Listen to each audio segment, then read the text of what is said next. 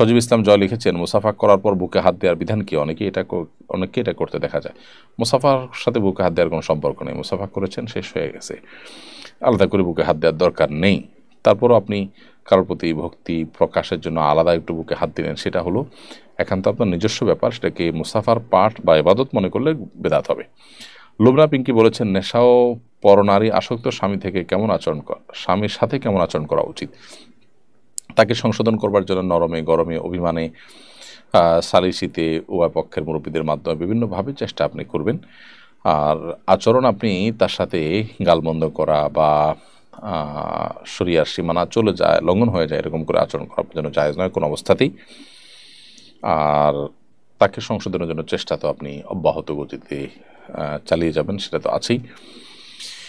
এর পাশাপাশি মানুষ হিসাবে কিছুটা রাগান্বিত হওয়া, কিছুটা অভিমান করা, এটা তো অস্বাভাবিক না, সেটা আপনি করতে পারেন।